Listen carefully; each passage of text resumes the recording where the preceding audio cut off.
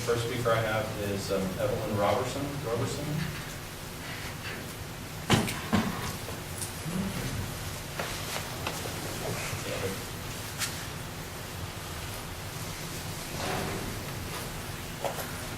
name is Evelyn Roberson. I live at 2217 Victoria Lane in Richardson. Thank you for putting up with this long session tonight. And we did attend the meeting with the developers on Monday night, and there seemed to be a lot of confusion until the developer did clarify for us that his function is only to develop his site, to make the streets, the sewage, and get it ready to basically sell the lots to other people, and that is how they make their money. And you understand what I'm saying? He is not developing, he's not building these buildings. They sell their lots to people that will build. And the only restriction that we understand is there's a 300-foot height on a commercial building, which is, 28 stories, and a 100-foot height on a residential, what they call urban residence. And I don't know if you drive around the city very much, but there has been an intense apartment building, urban center frenzy of building going on. There is a vast oversupply. I don't know if the city does marketing studies, but you can go out on the internet and get that. There's a vast oversupply of apartments, urban residential, commercial.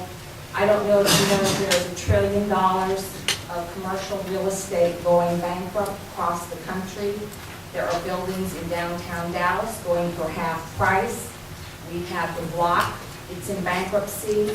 Had Grapevine Mills in bankruptcy, and a company from England bought it.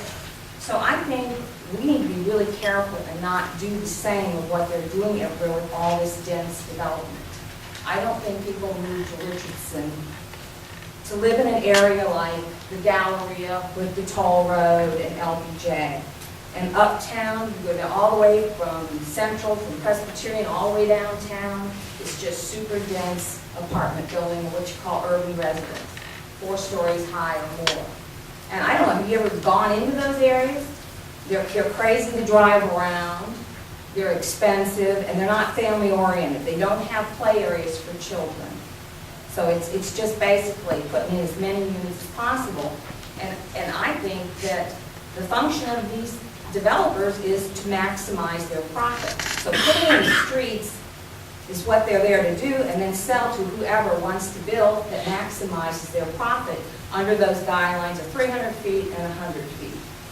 And I think the city's developed these codes over a long period of time.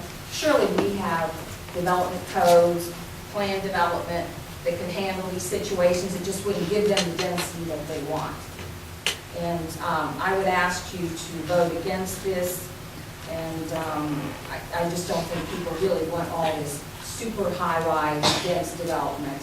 And there's nothing showing that people are moving into these places in mass just to get on the dark transit. There's no study showing that.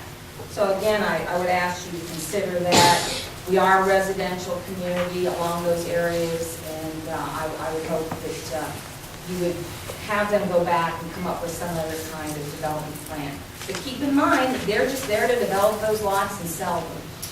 And they're in the game of making a profit. So thank you very much.